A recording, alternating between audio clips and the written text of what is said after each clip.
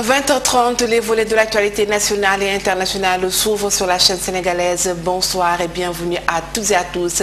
Voici les titres qui barrent la une de cette grande édition. 23 juin 2011, 23 juin 2014, cela fait 3 ans quand de nombreux citoyens s'étaient massés devant le siège de l'Assemblée nationale pour dire non au ticket présidentiel que l'ancien chef d'État Abdoulaye Wade voulait passer. 3 ans après cette date mémorable, l'esprit du refus est toujours là avec les citoyens qui mettent en garde les dirigeants contre toute dérive. Et aujourd'hui, pendant que ses camarades commémorent cette journée historique, Malal Talla a encore maille à partir avec la justice. Cette fois, il est accusé d'avoir tenu des propos désobligeants à l'endroit de la police nationale. Y'en a marre est déjà sur le pied de guerre. Le délibéré du procès de Fou Malade sera rendu demain. La commission en charge de l'affaire Karim Wade a fini par statuer sur la demande de mise en liberté provisoire introduite par le pool de ses avocats et la CRI a tout simplement opposé à Niet. Karim Wade va devoir garder encore son mal en patience jusqu'au 31 juillet prochain, date prévue pour son procès. Enfin, en Mauritanie, Mohamed Ould Abdelaziz réélu au premier tour.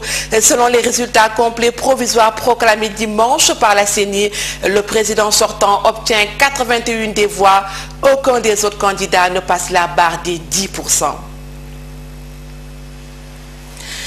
Merci de nous recevoir chez vous. Je vous le disais en titre, 23 juin. Toujours dans les esprits des Sénégalais. Ces Sénégalais se souviennent de la journée qui a fait tout basculer.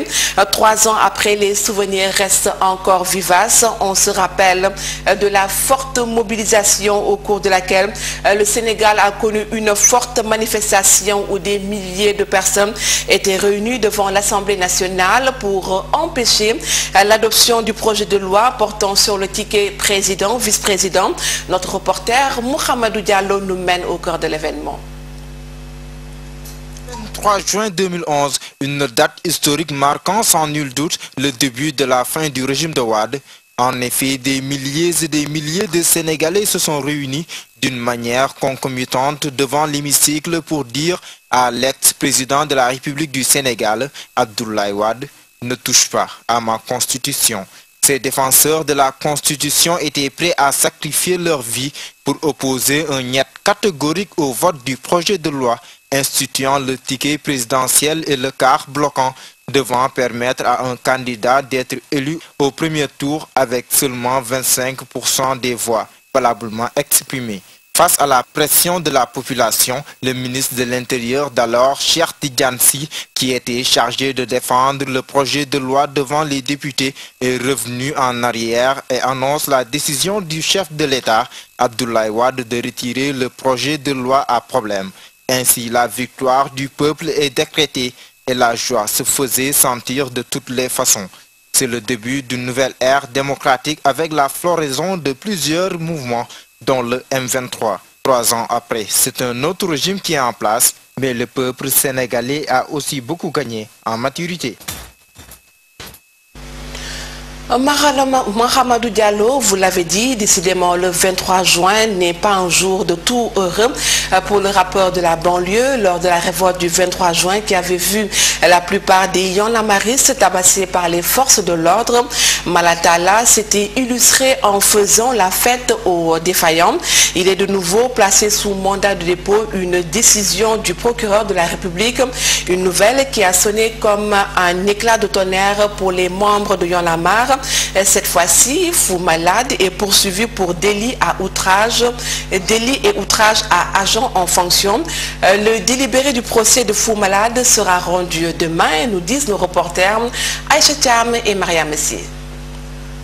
Ils étaient nombreux ce lundi devant les grilles du palais de justice de Dakar. Ces rappeurs n'approuvent pas l'arrestation d'un des leurs, déféré au parquet vendredi dernier après 48 heures de garde à vue. Le rappeur Almami Malal Talla, alias Fou Malade, était devant le juge. Pour ses camarades, son arrestation est injuste et il menace. Pour l'arrestation de Malal, moi je pense que voilà quoi. Ils abusent quoi. Il n'a rien dit de grave pour moi. Et voilà. Ils l'ont arrêté juste pour faire peur aux gens. Et voilà. Mais ça, c'est pas ça qui va nous arrêter, hein, sérieusement. Le procureur a requis de manière ferme 6 mois. 6 mois ferme pour Malal Talla. Nous trouvons ça très sévère. Nous trouvons ça très exagéré, même à la limite. Mais nous continuons de faire confiance à la justice. Pour moi, c'est juste, je ne sais pas si on peut appeler ça un procès, dans la mesure où ce que Malal Talla a dit, Malal Talla n'a pas dit quelque chose de pire que ce qu'un monsieur comme le général Keïta a dit. Jugé pour outrage à agent de la force publique, Almami Malal Talla, de son vrai nom, a comparu devant le juge, la mine désespérée. Et pour l'avocat de l'accusé, les propos tenus par son client sont acceptables dans un pays qui se dit démocratique. J'ai été extrêmement surpris d'entendre le parquet requérir 6 mois ferme pour de simples propos. J'ai déjà dit que ces propos ne peuvent pas être réprimés sous l'infraction d'outrage à agent de la force publique. Mais même si c'était le cas, c'est quand même choquant de demander 6 mois ferme pour de simples propos au moment même, alors qu'au même moment, les personnes qui se sont livrées à un incendie criminel, justiciables de la cour d'assises, sont en liberté. On est en principe dans un État démocratique, dans une république où tous les citoyens ont les mêmes droits et les mêmes devoirs. C'est ce que je dis là, c'est juste pour... Ils essaient d'intimider les gens, mais c'est pas, ça ne devait pas marcher comme ça. On est dans un pays de droit et on est dans la démocratie, quoi. Accusé d'avoir traité les policiers de racketteurs devant les autres autorités de la police durant le lancement de la Semaine nationale de mobilisation contre les drogues, des faits jugés très graves et qui portent atteinte à la dignité des policiers. Le tribunal des flagrants délits a mis le verdict en délibéré à mardi prochain. Et de deux pour les titres de cette édition, la Cour de répression de l'enrichissement illicite créée, présidée par Henri Grégoire Diop, vient de rejeter d'office la demande de liberté provisoire introduite par ses avocats. Ces derniers, pour rappel, estiment que leur client est arbitrairement détenu depuis plus d'1 an parce que les accusations portant sur l'enrichissement illicite de 117 milliards ne sont pas fondées. Aussi ont-ils souligné dans leur requête que la CRI est incompétente pour juger l'ancien ministre d'État. Karim Wade a été entendu sur sa demande de liberté provisoire le vendredi dernier. Son procès est prévu le 31 juillet prochain. Nous parlons des locales 2014 avec ces candidats qui ne traînent plus les pieds. Tout s'accélère en moins d'1 semaine du jour J. Le temps n'est plus au repos pour ces mêmes candidats. Ces derniers enchaînent les sorties pour certainement mieux se faire voir et sont omniprésents dans les artères de la capitale sénégalaise. Notre confrère Birama Kamara a jeté un regard sur ces dépenses électorales. Suivez plutôt. Il n'y a pas si longtemps, le slogan presque partout dans le pays, c'était « Dëkk bi dafa Macky », comme pour dire qu'il n'y a pas d'argent dans le pays. Et depuis le début de la campagne, l'argent ressurgit comme tombé du ciel. Ne tournons pas autour de l'urne. L'argent coule à flot durant la campagne. C'est curieux et mystérieux en même temps, mais tous les partis ne jouent pas dans la même cour. Leur budget varie en fonction du poids des candidats. On ne saura jamais combien chaque candidat a dépensé pour sa campagne. Où est-ce qu'il a pu trouver tout cet argent? On le sait, l'argent est le nerf de la guerre des élections. Pourtant, la situation de la majorité des Sénégalais aurait dû les inciter à jouer un peu plus le jeu de la sobriété. Mais une chose est certaine, la première idée qui viendra à l'heureux ou l'heureuse élue, c'est de rentrer dans ses fonds avant de penser aux préoccupations de ses concitoyens. Pour le moment, les décibels fusent de toutes parts dans le pays et distillent de la musique de propagande. Pour battre campagne dans leur circonscription, les candidats au local sont visiblement partout. Et après élection, la plupart de ces élus deviennent des maires fantômes. Les préoccupations dans certaines zones étaient les mêmes il y a 10 ans. Rien n'a varié. Et pour cause, les populations réclamaient encore et toujours des routes, des écoles, des dispensaires, l'évacuation de leurs déchets ménagers, etc., etc. Le manque d'initiative de ces hommes politiques n'est pas à chercher dans l'ignorance ou la méconnaissance des préoccupations des populations. Ils sont suffisamment disponibles pour aller à la rencontre des populations qu'en période électorale, ils ne défendent que leurs intérêts propres et ne se soucient des populations qu'à l'occasion des élections pour solliciter leur voix. Ceci tient davantage au secret de Polichinelle et c'est un frein au développement. 15 milliards de francs CFA vont coûter ces locales à l'État du Sénégal. Comment ne pas s'étonner devant tant de gaspillage et de gabegie? Si c'est ça le prix de la démocratie, plutôt dire que la démocratie n'est pas quelque chose de bon marché. Au Sénégal, on fait de la politique, encore de la politique et toujours de la politique. Birama Kamara, toujours de la politique, quelques jours seulement après la création de sa structure politique dénommée Mouvement Action Sénégal MAS, le directeur général de l'Agence nationale des affaires maritimes Anam Yerim Toub, pour ne pas le nommer, a signé sa première sortie publique hier avec le dit mouvement. Bilan, déjà plus de 1000 cartes de membres ont été achetées par des militants et certainement des sympathisants. En effet, Yerim Toub, dont le souci est d'aider les femmes et les jeunes en leur octroyant des financements dans leurs projets, n'a pas perdu du temps pour apporter son soutien à Mansour Faye, avec qui il partage les mêmes idéologies. Yerim Toub et ses sympathisants ont fait une véritable démonstration de force dans la vieille cité de Saint-Louis, et c'était dimanche. Et puis le candidat Demba Dia a tenu un meeting ce samedi également au terrain de football de l'unité 16 et c'était aux Parcelles Assainies. Le leader du mouvement pour l'action et la citoyenneté MAC a saisi l'occasion pour simplement décliner ses ambitions pour la mairie des Parcelles Assainies. Compte rendu Mohamedou Diallo et Pape Tembasek.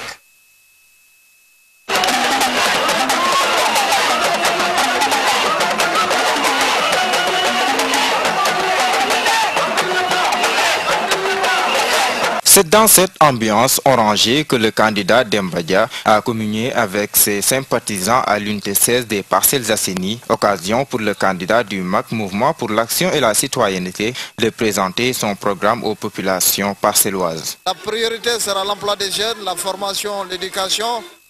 On a un programme de santé aussi, équiper tous les centres de santé des Parcelles Assainies. On a aussi un programme pour le sport, on a pour l'éducation, on a pour la sécurité. Outre les meetings, le candidat Demba Dia compte organiser des caravanes et des porte-à-porte pour être encore plus proche des populations.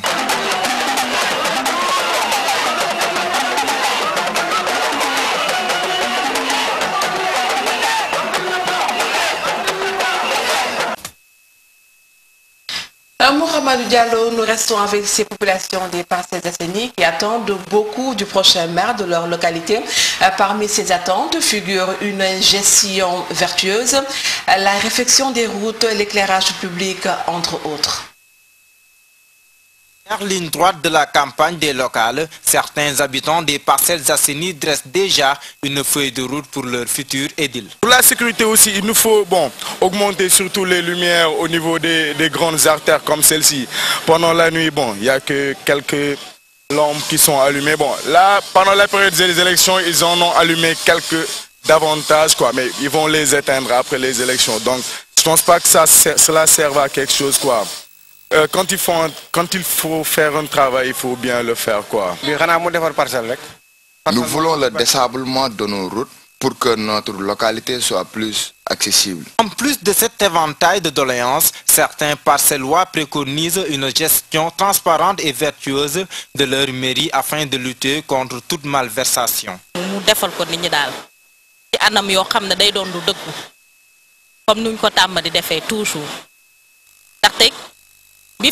Nous voulons un maire dont toutes les actions seront sous-tendues par la vérité. En plus, nous attendons de lui l'amélioration de l'éclairage public, des routes, mais aussi le renforcement de la sécurité. Agression sécurité totale lañ soxla suñ ko amé rek am nañ lepp ndax ñun borom njabot lañu. Comme ñun ni ñi lalé ni xam nga du yoon du dëgg du yoon mais dindil mom dañ ko wara wax nit. Nous voulons que la justice soit de mise surtout dans la régulation de l'occupation de l'espace public.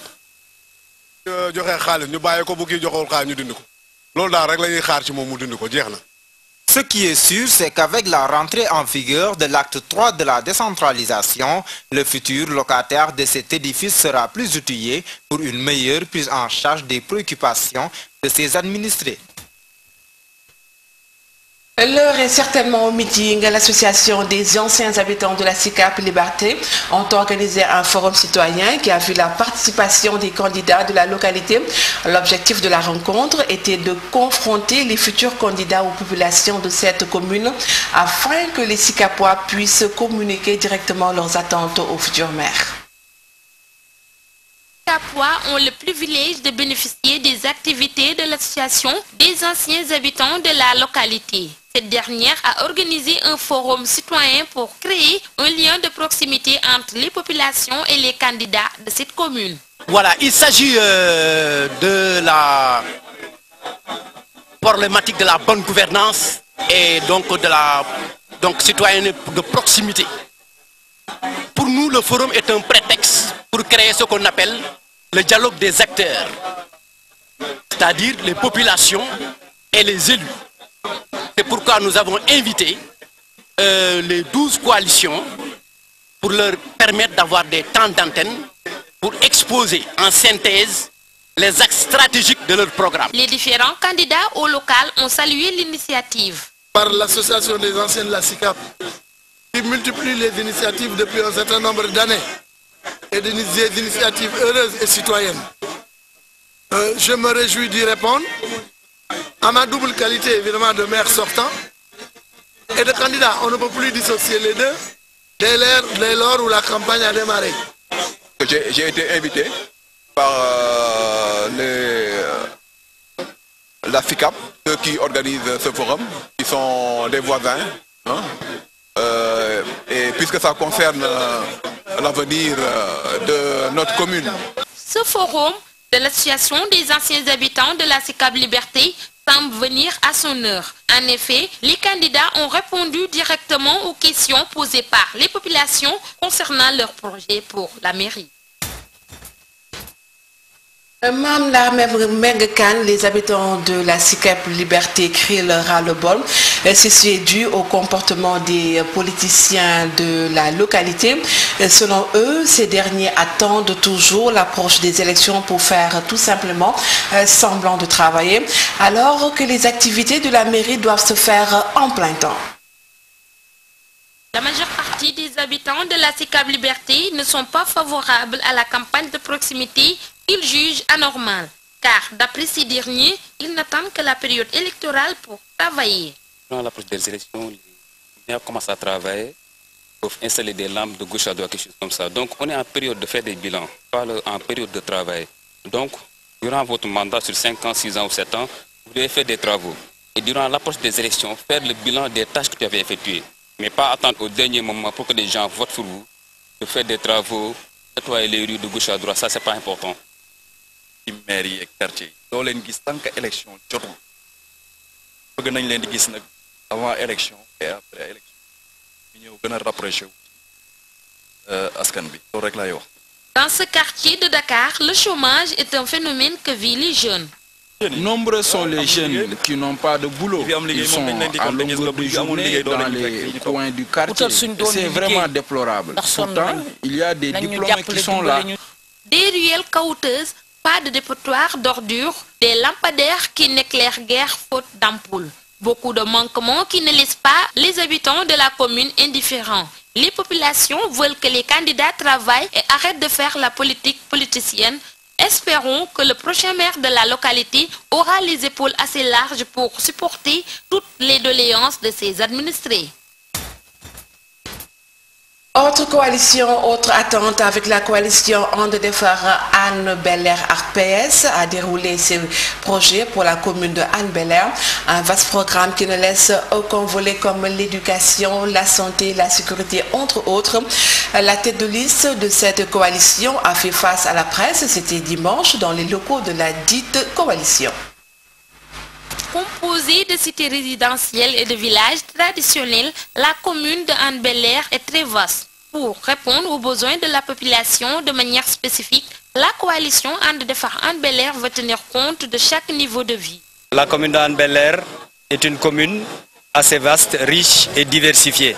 Elle va de Dalifort non compris jusqu'au camp Abdou Diassé, avec plusieurs activités économiques telles que le port de Dakar, renferme 55% des usines du Sénégal, le parc forestier, le ministère de l'Environnement, des gares ferroviaires, des camps militaires et policiers, gendarmerie, la centrale électrique de Bel-Air et la SDE, est bordée par l'autoroute et par la baie d'Anne et comporte aussi plusieurs lacs en son sein, pour ne pas parler du jardin botanique. La tête de liste a promis, une fois élue, de mettre en priorité la sécurité des personnes et de leurs biens. Et il y a plusieurs agressions vu le manque d'éclairage, puisque comme ce sont des cités résidentielles et que c'est des îlots de prospérité, donc on subit plusieurs agressions. Donc l'urgence, c'est la sécurité des biens et des personnes. La sécurité des biens et des personnes. Il y a eu 3 incendies récemment au niveau de Anne. La coalition Anne Bel-Air et Parti Socialiste est composée des responsables de l'Alliance pour la République APR, du mouvement Féké Matiboli, du Parti Socialiste PS et du Modèle. Engage avec une équipe dynamique et compétente, la coalition promet de mettre en avant les besoins de la population pas élue. Mme Narmenkan, en tout cas du point de vue structural, Anne Bel-Air donne le visage d'un quartier chic qui n'a pas de soucis. D'après les populations, c'est une localité qui est truffée de problèmes. On peut citer entre autres l'insanité, l'insécurité, les inondations en période hivernale, bien sûr, des situations qui nécessitent la collaboration de la mairie pour être résolues.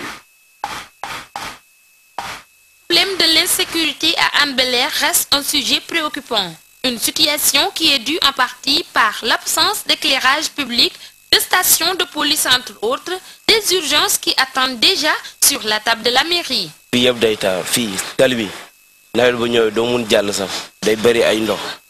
fii defar nañ ko fii pour ndox bi bu ñëw mu mun dem kon ndox bi le mënutul dem fii yëpp dafa bougé. bu fekkente ne maire bi yëg na waa Hann Bel-Air fii normalement accès bi toujours dañ koy jooy toujours fii ba fële ci ginnaaw lépp day fees toujours.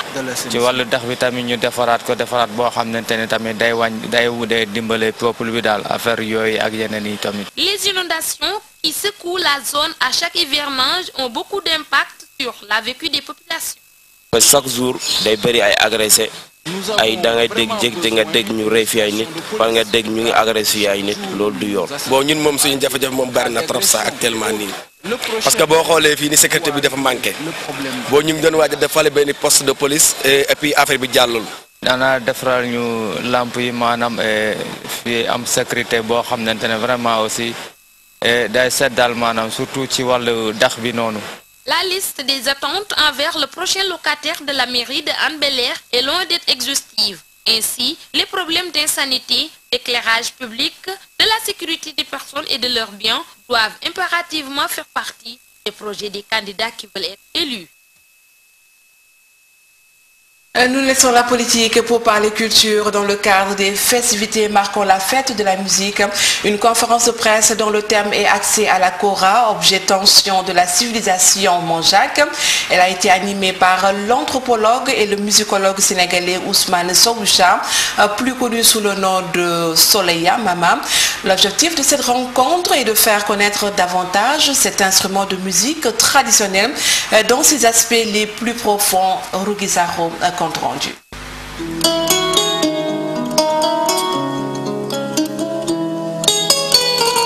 Faire découvrir la Kora dans ce qu'il a de plus intime, mais aussi de plus sacré. Voilà une des nombreuses causes qui motivent l'anthropologue et musicologue Ousmane Sow Huchar à animer cette conférence sur cet instrument mythique typiquement africain. La conférence portait sur la Kora, une harpe-luth mandingue à 21 cordes, qui a été l'objet de ma thèse de doctorat à l'Université Laval du Québec en 1985. Ce choix m'a été dicté, je l'avoue, par le président Senghor, parce que vous savez, c'est l'auteur des paroles de l'hymne national. Et le premier vers de l'hymne, c'est « Pincez tous vos koras et frappez les balafons ». Le président Senghor avait un profond attachement à la Kora, parce que c'est cet instrument qu'il privilégiait pour accompagner ses poèmes. Mais aussi parce que la Kora, c'est c'est la harpe-lutte la plus élaborée du continent africain. Son homologue artiste marche sur ses pas et se dit satisfait qu'une telle initiative soit prise. Je suis présent ici aujourd'hui parce que la conférence proposée par mon ami et grand frère Ousmane Sow Huchard est placée dans le cadre de la célébration de la fête de la musique. Nous avons un certain nombre d'activités à travers Dakar et dans les régions.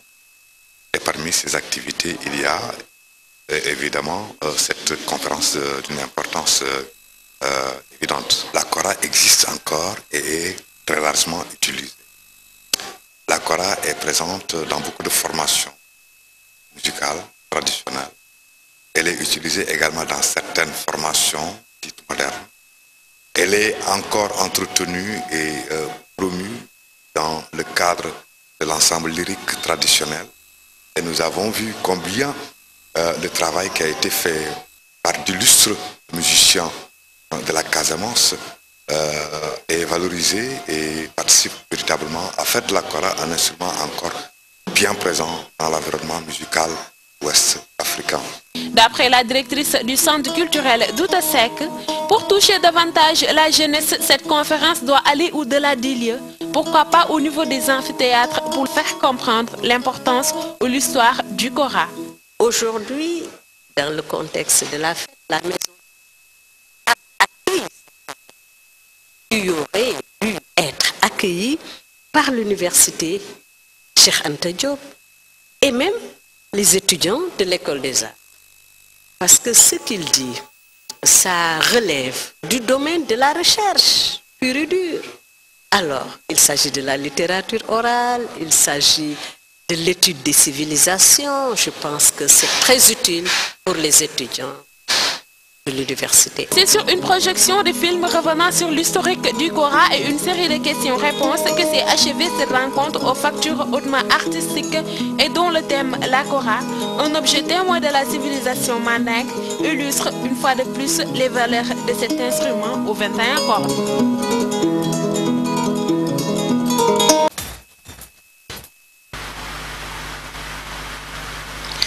Nous en venons à la page sportive de cette édition. C'est certainement l'affaire de notre reporter Abou Thiam. Bonsoir amis sportifs du football pour démarrer cette page sport. Ligue 1 26e et dernière journée. L'AS Pikine est sacré championne du Sénégal en battant hier la Sinor de Diourbel par 2-0 au stade Alassane Djigo. En effet, les Pikinois sont rentrés dans l'histoire en remportant leur premier sac après Djambar en 2013. Dans l'autre rencontre, le Djaraf de Dakar termine vice-champion en battant l'US Ouakam pour leur dernière sortie à Demba Diop sur un score de 3-2. À l'issue de cette rencontre, Ibrahima Diop du Djaraf a inscrit 16 buts et devient meilleur buteur en devançant Adam Mbaye de l'AS Pikine qui a encore scoré de 14 buts pour cette 26e et dernière journée. Retourne chez nous pour parler de basketball avec la Coupe du maire de Dakar qui, remportée par le Duc devant le Djaraf 63-45 hier au Stadium Marius Ndiaye. En effet, ce 13e sacre en 14 éditions prouve que les Ducesses font de ce trophée régional leur chasse gardée. Pour l'autre finale garçon, le Cibac a inscrit son nom au palmarès de la Coupe du maire en détrônant les étudiants 66-65. Terminons avec les courses hippiques. Le comité national de gestion des courses hippiques a terminé hier en beauté à l'hippodrome municipal de Thiès la saison hippique avec le 50e de la journée nationale du cheval doté du Grand Prix du chef de l'État. Ce Grand Prix du chef de l'État a été remporté pour cette édition 2014 par le cheval Khadija du professeur Sakhir Cham sur une distance de 3200 mètres avec un temps de 4 minutes 53 secondes. C'est le successeur du cheval Dar es Salaam qui a remporté l'édition précédente, le Grand Prix, dans ce même hippodrome. Venus assister à cette fête du cheval, ils nous livrent leurs impressions. Le CRG des courses hippiques et la LONASE, comme je le dis toujours, c'est un mariage d'amour et de raison. Le CNG, son credo c'est le cheval, la LONASE également C'est ça son credo, c'est l'amélioration de la race chevaline, entre autres missions. Et donc, quand le CNG a une manifestation de cette nature, nous participons et nous sommes heureux de participer. On a amélioré l'organisation des courses hippiques. Nous avons permis quand même au CNG des courses hippiques d'acquérir du matériel pour leur permettre d'organiser les courses dans de bonnes conditions. Parce que c'est notre vœu, c'est notre souhait, parce que nous estimons qu'il n'y a pas de raison qu'on ne puisse pas organiser des prises de paris sur les courses organisées au Sénégal. D'abord, je commencerai par vous transmettre tous mes remerciements, le fait que vous soyez venus participer à la fête, je veux dire la LCS, une télévision très suivie actuellement par les Sénégalais, qui mène des relations très étroites avec le CNG des courses hippiques et nous aide à développer cette filière. Maintenant, pour venir dans la journée, c'est une journée très appréciée et attendue par les touristes de l'ensemble du pays. Parce que le président de la République, M. Macky Sall, surtout assisté par M. Amadou Sambakam, qui est le directeur général de la NONAS, et du ministre des Sports et du ministre de l'Élevage, ils ont tous contribué pour la réussite de ces journées. Ils nous accompagnent et vraiment nous assistent chaque fois qu'il y a besoin.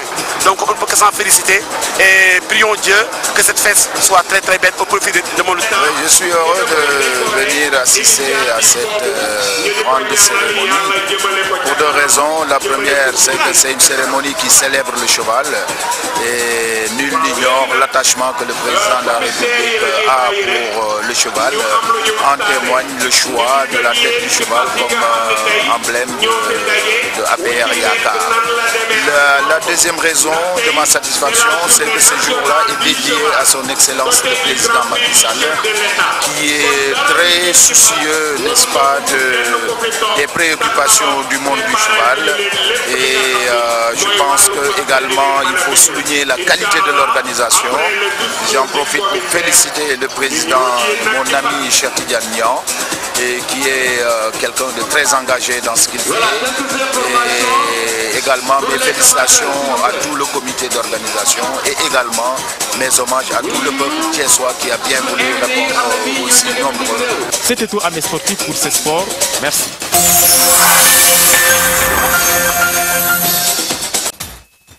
Merci à vous, Abouchang. Nous allons terminer avec la page internationale et c'est l'affaire de nos confrères de l'AFP. La situation en Irak menace la paix dans la région et le monde. C'est le constat alarmant fait par le Premier ministre irakien Nouri al-Maliki lors de la visite de John Kerry à Bagdad. Alors que les insurgés sunnites consolident leur présence dans l'Ouest, le secrétaire d'État américain doit participer à des consultations sur la crise qui secoue le pays. Édouard Balladur et son ex-ministre de la Défense François Léotard visés par une enquête de la Cour de justice de la République dans le cadre de l'affaire Karachi. Une commission va se pencher sur les rétro-commissions sur des contrats d'armement susceptibles d'avoir financé la campagne présidentielle de l'ancien Premier ministre en 1995. Elle se penchera aussi sur d'éventuels détournements indus des fonds secrets de Matignon. 7 à 10 ans de prison pour 3 journalistes d'Al Jazeera, dont un Australien accusé de soutien aux islamistes. Le verdict de la justice égyptienne provoque un tollé international. Il intervient sur fond de sanglante répression des pro-Morsi et 2 semaines après l'élection à la présidence d'Abdel Fattah al-Sisi. L'ancien chef de l'armée est celui qui avait fait destituer et arrêter le président islamiste Mohamed Morsi. Perturbations attendues de mardi à dimanche dans le ciel. En cause, une grève des contrôleurs aériens qui devrait affecter environ un quart des vols, surtout dans les aéroports du sud de la France. Les aiguilleurs du ciel protestent contre les moyens accordés à la navigation aérienne pour la période 2015-2019. Au Brésil, quand on est fan, on l'est jusqu'au bout des ongles. Avec la Coupe du Monde à domicile, le business vert et or est forcément florissant et l'imagination des commerçants débordante. Chemises, accessoires pour chiens, perruques à la Neymar, tout est bon pour afficher son amour de la Seleção. J'ai acheté des lunettes, des trompettes, des sifflets, un drapeau. Vive le Brésil! Complet pour les accessoires du Brésil, complet également pour la grande édition. Ainsi va le monde en ce lundi 23 juin 2014. Merci de nous avoir reçus.